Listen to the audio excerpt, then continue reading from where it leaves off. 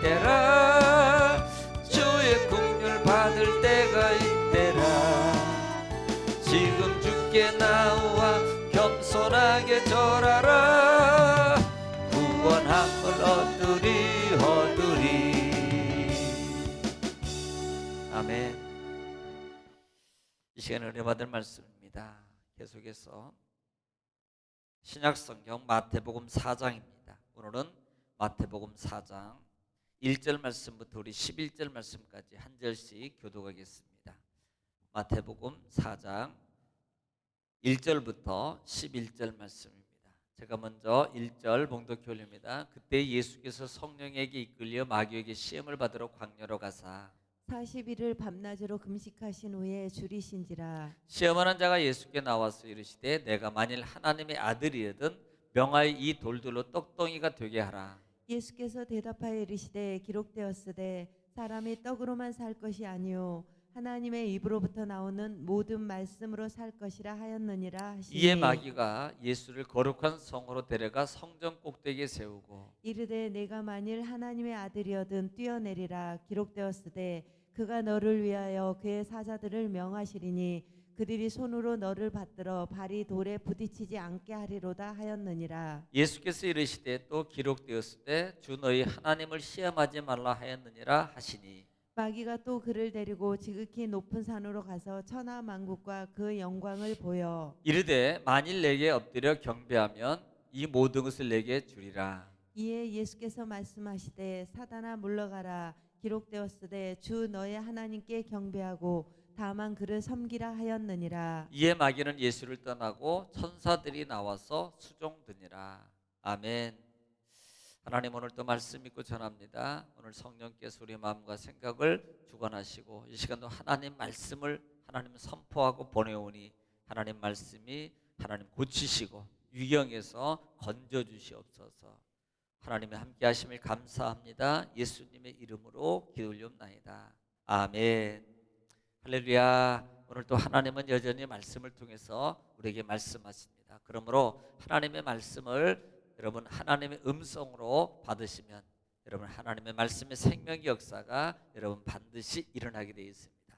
말씀을 듣는 중에 여러분 문제가 해결되고 흑암의 권세가 떠나가고 병이 고침받고 여러분 하나님의 지혜와 성령이 충만한 임재가 있기를 다시 한번 주의 이름으로 축원합니다. 자, 우리는 지난 시간에 어제죠 마태복음 3장 말씀을 통해서 은혜를 나눴습니다. 자, 오늘은 마태복음 4장입니다. 우리는 마태복음 4장 하면 너무나도 잘 알고 있는 말씀이죠. 예수님의 시험 당하심 그리고 마귀에게 이기심의 사건입니다. 실제적으로 예수님이 지금 공생애를 시작하는 첫 관문이에요. 마태복음 4장. 저는요 마태복음 4장을 보면서 생각했던 것 중에 하나가 1절 부분에 그때 예수께서 성령에게 이끌려 마귀에게 시험을 받으러 광야로 가사라는 말씀의 이 부분을 가지고 상당히 많은 것을 생각했습니다. 아니 예수님이 성령에 이끌려 마귀에게 시험을 받으러 광야로 가셨다. 이 복음은요 실제적으로 공간복음에서 동일하게 언급하고 있습니다. 누가복음 같은 경우는요 누가복음은 1장 12절의 말씀에 보면은 성령에 이끌려라는 단어를 쓰지 않고요 몰아낸다 그래요. 성령이 몰아내 이 뜻이라는 그 의미가 성령에 내몰려서라고 광야로 가서 40일 동안 금식하며 기도해요. 그 다음에 누가복음 같은 경우도 4장 1절 부분에 보면은 예수님이 성령이 충만하여 요단강에 돌아오사 광야로 가서 40일 동안 금식하며 여기도 똑같이 마태복음처럼 이끌려라는 단어를 씁니다. 이날은 안하고라는 말이에요. 이 안하고라는 말의 의미가 뭐냐면 데리고 가다, 이끌고 가다. 또 그 속에 담겨져 있는 것 중에 하나가 뭐냐면 절기를 지키러 가다, 또 하나는 시간을 보내다라는 말이 있습니다. 사실 의문을 가진 것 중에 하나가 아니 왜 예수님이 성령에 이끌려서 하필이면 광야로 가고 광야에서 거기서 시험을 받으러 가지라는 부분이었어요. 이 부분에 대해서 첫 번째로 연결되는 부분의 하나가 예수님은 수동적으로 간 거예요. 맞죠? 성령에 이끌렸으니까 수동 쪽으로 가는 겁니다. 그런데 그 속에 담겨진 것 중에 하나가 뭐냐면 성령에 이끌렸다는 말의 의미 속에는요, 예수님의 순종이 포함됐다는 사실을 우리 발견해야 된다는 거예요. 성령이 인도해요. 그 다음에 그 인도함에 예수님은 순종하며 가는 거예요. 이 말을 우리가 조금 더 영적 차원에서 좀 깊이 보면은 예수님이 십자가의 사건을 이루어가는 그 모든 모습이 결국 뭐예요? 육으로 모습으로는 거부입니다만은 그 성령의 이끌림 속에서 하나님 뜻대로 순종해 가는 예수님의 모습이고, 이것이 결국은 우리 신앙의 모습 속에서 순종의 모습을 보여주는 거라는 말씀이에요. 우리가 순종하며 가야 된다는 거예요. 성령에 순응해야 돼요. 성령에 순종해야 돼요. 성령의 음성이 오면, 성령의 마음이 오면, 성령의 음성이 올 때는요, 여러분 반드시 우리가 순응함으로 가야 되는 거예요. 또 하나 볼 수 있는 것 중에 하나가 뭐냐면, 예수님이 지금 공생의 시작을 처음으로 시작하면서 첫 사역 속에서 마귀에게 시험을 당해요. 아니, 마귀에게 예수님이 시험을 당합니다. 물론 시험 당해도 반드시 하나님 예수님이기 때문에 여러분 이건 아무 문제가 되지 않습니다. 이 부분에 대해서는요, 주경가정에서는요 이렇게 표현합니다. 예수께서 하나님의 일을 시작하기 전에 첫 번째 아담을 정복했던, 첫 번째 사람인 아담을 정복했던 그 사단, 그리고 둘째 아담인 자기 자신을 꺾기 위해서 도전해 오는 그 사단에게 도전장을 받아들이는 모습이다라는, 이렇게 또 해석을 해요. 상당히 궁금했었거든요. 그러니까 사단이 공격을 해오는 거예요. 그때 예수님이 그 부분에 대해서 여러분 우리 신앙의 길은요, 이렇게 한번 생각하면 쉽게 이해될 수 있어요. 우리가 가는 신앙의 길은요, 언제든지 사단은 우리에게 도전해 오는 거예요. 우리가 성령의 이끌림 가고, 우리가 은혜의 길을 가고, 우리가 말씀의 길을 가는 이 모든 길에는요, 성령은요 반드시 우리에게, 마귀는 반드시 우리에게 도전해 오게 돼요. 마귀. 그래서 이 마귀의 도전입니다. 마귀의 도전. 예수님은 그것을 받아들이고 있다는 거예요. 우리가 공통적인 단어가 이 공간복음에서 말하고 있는 이 공통적인 이 단어 중에 하나가, 이렇게 한번 보십시다. 첫째는 성령의 인도함이 있었다. 두 번째는 장소가 어디로 가요? 광야로 갑니다. 그리고 거기서 뭐래요? 40일 동안 금식을 해요. 그때 뭐예요? 단어가 뭐예요? 시험이라는 단어가 나옵니다. 누구의 시험이에요? 마귀의 시험. 여러분 이 시험이라는 단어가 뭐예요? 페이라조라는 단어를 쓰는데요, 이 단어는 시험하다, 그 다음에 시련하다, 유혹하다는 말이에요. 가장 어려운 상황 속에, 가장 극한 상황 속에, 아니 역으로 갈까요? 하나님의 어떤 일을 감당하려고, 하나님의 어떤 일을 이루시기 위해서 하나님의 어떤 사명을 이루어가는 그 첫 번째 이 일을 시작하려고 할 때 마귀는 늘 우리에게 도전해 온다라는 말이에요. 그 사역을 방해하는 사단이 있다는 사실이에요. 우리는 영적 눈을 떠서 여러분 그 부분을 봐야 됩니다. 그리고 결과는 뭐예요? 우리가 알다시피 예수님이 이기셨다는 사실입니다. 자, 여러분 보십시오. 예수님이 이겼던 부분입니다. 저는 이 말씀을 보면서 또 한 부분이, 대조적인 부분으로 생각했던 부분이 바로 이스라엘이 애굽에서 광야로 갔던 그 여정을 제가 보게 됩니다. 자, 이스라엘 백성들이 광야에서, 자, 애굽에서 어디로 가요? 광야로 갑니다. 자, 누구의 인도입니까? 성령의 인도예요. 성부 하나님의 인도입니다. 모세를 통한 성부 하나님의 인도. 그리고 그들이 광야로 들어갑니다. 홍해를 건너서 광야로 들어가요. 40년 동안 광야 생활을 하기 시작합니다. 그들에게 닥친 그 이유가 뭐예요? 분명히 성경은 신명기 말씀을 통해서요 이렇게 기록하고 있습니다.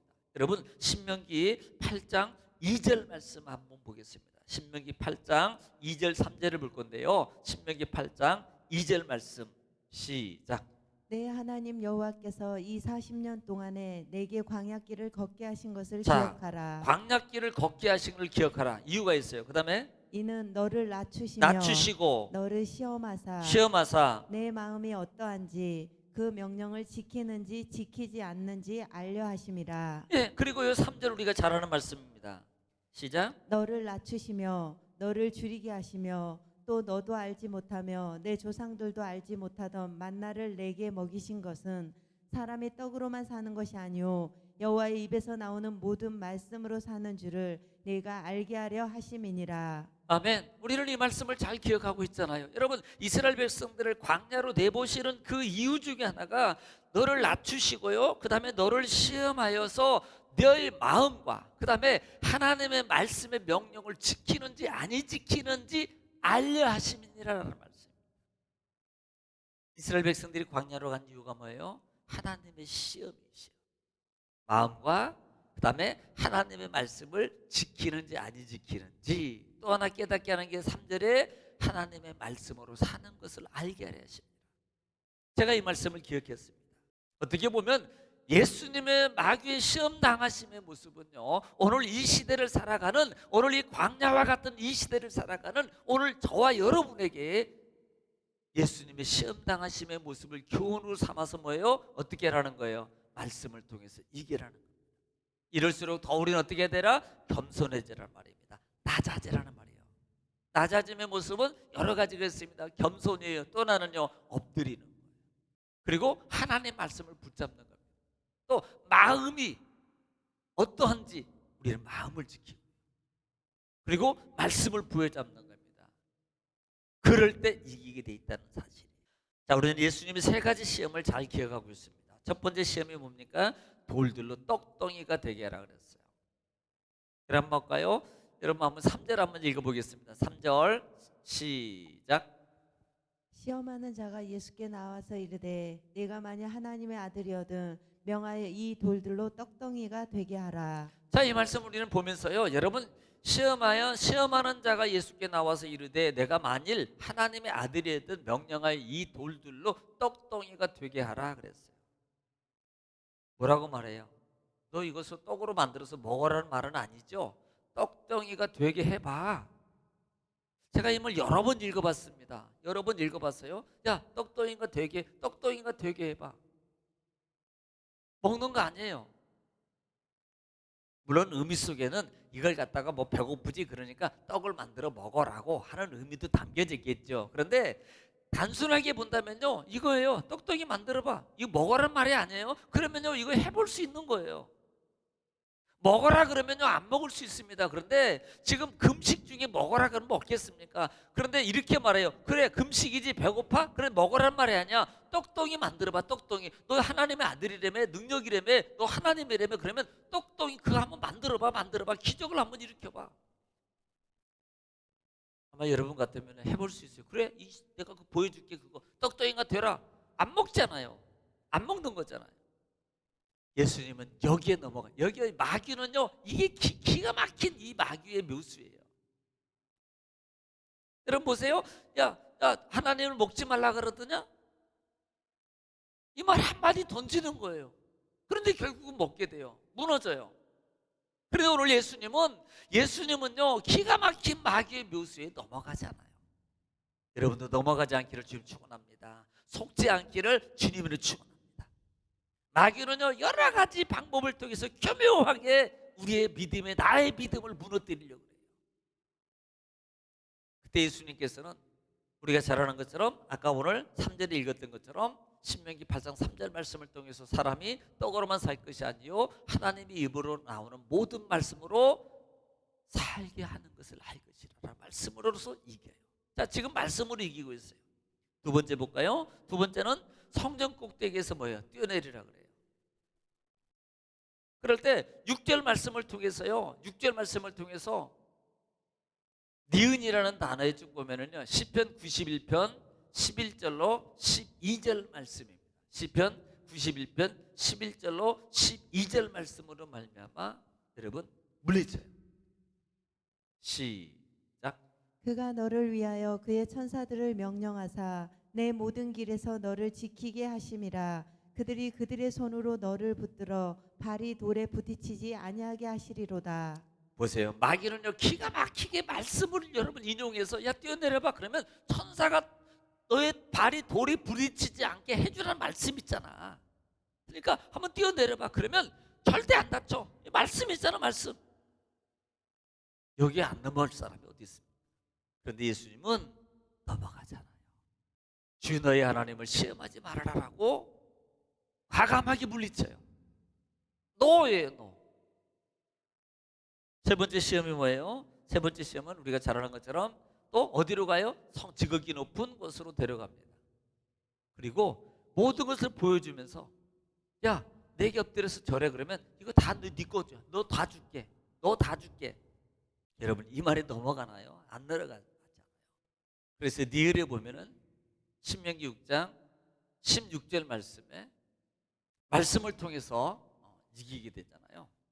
신명기 6장 말씀은 6장 16절 말씀 시작. 너희가 마사에서 시험한 것 같이 너희 하나님 여호와를 시험하지 말고. 예, 하나님 시험하지 말아라 그래요. 지금 예수님 시험하는 건데요, 하나님 시험하지 말래요. 여러분 우리는 마귀를 물리칠 때 바로 거기는 야, 너 나 시험하려고 그래. 너 나 시험하려고 그러지? 나 시험 안 당해. 나 시험하지 마. 나 안 줘. 나 안 줘. 네 말 안 들을 거야 라고 할 때 여러분 우리는 마귀를 이길 수 있는 거란 말입니다. 예수님의 공통적인 이기면요, 한결같이 하나님의 말씀을 통해서 이겨가고 있다는 사실. 또 하나, 그 말의 교묘한 묘락에 절대 넘어가지 않는 거예요. 영적으로 깨어있지 않으면 여러분 무너집니다. 예수님의 상황은 어떤 상황이에요? 극한 상황이에요. 40일 동안 금식, 줄이고 목마르고 배고프고. 여러분 그런 상황, 때로는 여러분 넉넉하고 여유로운 상황이 될 수 있습니다. 그럴 때도 마귀는 우리에게 오는 거예요. 그때마다 여러분 이기는 여러분 되시를 지금 축원합니다. 이겨야만이 시작이 되는 거예요. 이 예수님의 이기심은 오늘 우리에게 그렇게 이겨야 될 것이라는 모습을 보여주는 거예요. 이렇게 이겨. 마귀가 이렇게 하거들랑 이렇게 이겨. 마귀가 이렇게 도전해 이렇게 이겨. 마귀가 이렇게 우리를 속이려고 와 이렇게 이겨. 여러분도 예수님의 이김의 방법을 알아보세요. 여러분 싸우면 사람이요, 싸움에서 싸워서 이기는 방법을 터득하면요, 그런 싸움이 시작될 때 그 사람은 절대 지지 않습니다. 그러나 무방비 상태에서 그래 뭐 그냥 이론적으로 그냥 듣고 그 정도 그냥 있는 사람들은요 언제든지 무너집니다. 여러분 하루도 여러분 주님 안에서 승리하는 여러분 되시를 지금 축원합니다. 그래서 하반절에 보면은 나중에는 예수님께서 드디어 이제 갈릴리 사역을 시작하시잖아요. 그래서 갈릴리 사역 속에서 제자를 부르시고 그 제자를 부르심 가중에서도 보면은 하나같이 뭐예요? 이렇게 말합니다. 이렇게 가요. 가다가 나를 따르라라고 말해요. 그러니까요 한결같이 이들은요 동일한 단어가 뭔 줄 아세요? 버려두고 버려두고 버려두고 예수를 쫓으니라 이렇게 말합니다. 이 말이 단순한 것 같죠? 여러분 그 많은 재물, 그 배는요 그 생의 가장 중요한 그들의 생업입니다. 그걸 버려두고 예수님을 쫓았더라. 여러분 이 의미를 우리가 생각해 보라 이 말입니다. 또 하나는 비로소 예수님이 공생의 사역을 시작하면서 많은 병을 고쳤다는 사실. 할렐루야. 오늘 하루도 주님 안에서 여러분 첫째는 마귀를 이기시고, 둘째는 예수님의 부르심에 순응하는 여러분 되시고, 그 다음에 그 속에서 여러분 삶에 있는 모든 것들이 다 고침받는, 해결받는 놀라운 역사가 풍성하게 일어나기를 주 이름으로 축원합니다. 기도하겠습니다. 사랑이 많으시고 은혜가 풍성하신 아버지, 은혜와 사랑을 주님 감사합니다. 우리를 사랑하시고 오늘도 하나님의 말씀을 통해서 우리를 인도하시고 역사하신 아버지 감사합니다. 주님 영광을 받아 주시옵소서. 함께 하심을 믿고 감사합니다. 예수님의 이름으로 기도 올렸나이다. 우리 여러분 주여 한번 부르시고 말씀 붙잡고 기도하겠습니다. 기도합니다. 주여, 사랑이 많으시고 내가 풍성하신 아버지, 은혜와 사랑을 주님 감사합니다. 아버지 와라가 살아갔었으나 가나니가 썼으나 켈레를 입었어요.